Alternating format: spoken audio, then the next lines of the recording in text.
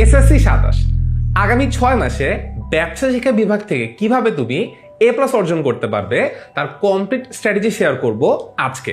মাত্র 4টা স্ট্র্যাটেজি, এই 4টা স্ট্র্যাটেজি যদি তুমি প্রপারলি ফলো করো তাহলে ব্যবসা শিক্ষা বিভাগ থেকে যদি একজন স্টুডেন্ট এ প্লাস পায় সে একজনটা তুমি হবে। চলো তাহলে শুরু করি। প্রথম strategy, important chapter analysis.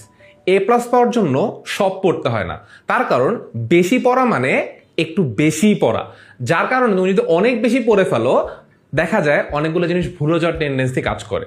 So সেই ক্ষেত্রে তোমার প্রথম কাজ হবে প্রত্যেকটা বই থেকে আমাদের ইম্পর্টেন্ট যে চ্যাপ্টারগুলো যেখান থেকে প্রত্যেক বছরই প্রশ্ন আসে সেগুলো আগে খুঁজে বের করতে হবে।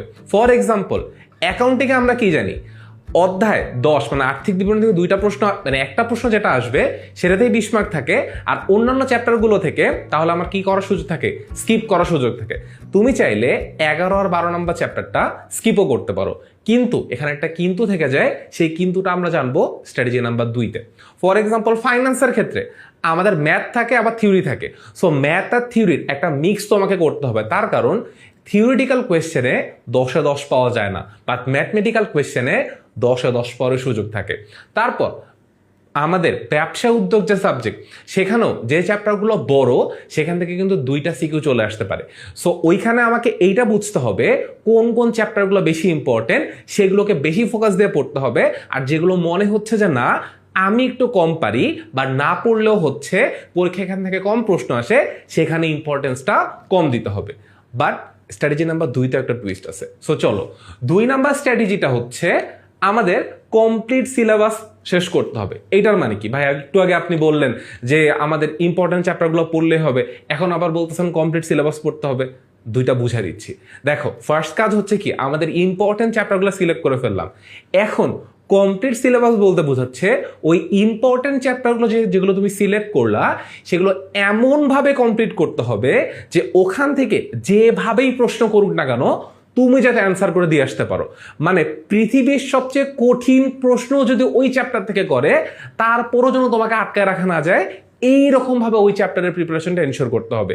এই জন্য একটু আগে যে কথাটা বললাম যে আমরা যে চ্যাপ্টারগুলো বাদ দিব ওগুলো বাদে যে চ্যাপ্টারগুলো আমরা পড়বো সেইটার 100-তে 100 প্রিপারেশন লাগবে। বাট এখানে আরেকটা জিনিস মাথায় রেখো, এমসিকিউ কিন্তু সবগুলা চ্যাপ্টার থেকে আসে। সো এমসিকিউ যখন তুমি পড়বা সবগুলো চ্যাপ্টারের জন্যই পড়বা। অ্যান্ড এমসিকিউ পড়ার ক্ষেত্রে কি কি জিনিস মাথায় রাখতে হবে সেটা আমরা স্ট্র্যাটেজি নাম্বার 3-তে বলে দিচ্ছি। সো প্রথম 2টা স্ট্র্যাটেজি বলে ফেললাম, এবার চলো আমরা 3 নাম্বার স্ট্র্যাটেজি আসি। 3 নাম্বার স্ট্র্যাটেজি হচ্ছে board question solve. Believe me, তোমাকে এই সময় অনেকে বলবে তোমার হাতে 6 মাস আছে ভাইয়া, যে তুমি এই সময় এই কলেজের প্রশ্ন সলভ করো, ওই কলেজের প্রশ্ন সলভ করো, এই স্কুলের প্রশ্ন সলভ করো, ওই স্কুলের প্রশ্ন সলভ করো, অনেক কিছু বলবে। বাট তোমার একটা জিনিসই মাথায় রাখতে হবে, সেইটা হইতেছে ভাই এই সময় এক্সট্রা বার্ডেন নেওয়া যাবে না, কারণ তোমার সামনের পরীক্ষাটা বোর্ড পরীক্ষা, সেইভাবেই তোমাকে প্রিপারেশন নিতে হবে। সো বোর্ড পরীক্ষায় কোয়েশ্চেন রিপিট হয়, বিগত বছরগুলোতে যা আসছে ওই সেম প্যাটার্ন ফলো করেই কোয়েশ্চেন আসে, খুব আহামরি চেঞ্জ করে না, হাইয়েস্ট গেলে 10 থেকে 15% চেঞ্জ করে।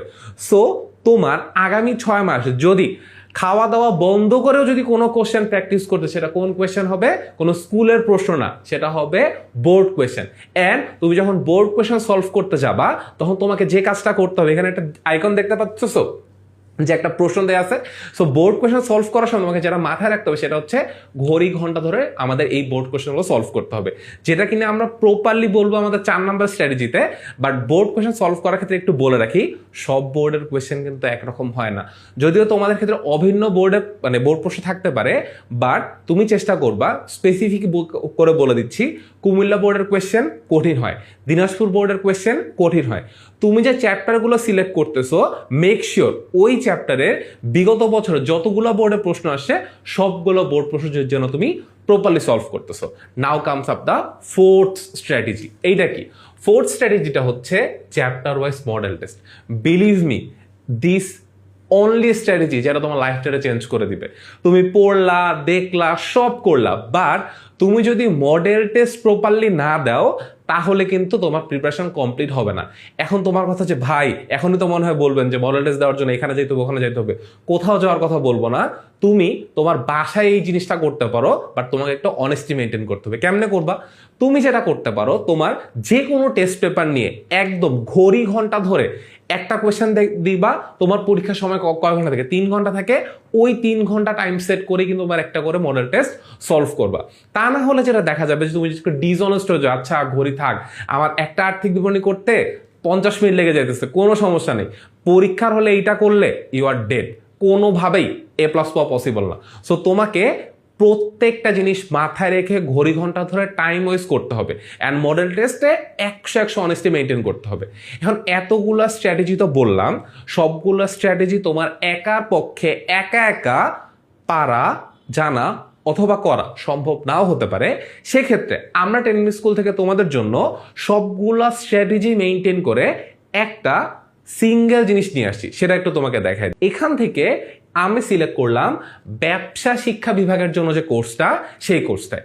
এখন এই কোর্সে এই 4টা স্ট্র্যাটেজি কিভাবে তোমাদের আমরা কমপ্লিট করে দিচ্ছি সেটা একটু দেখাই দিই।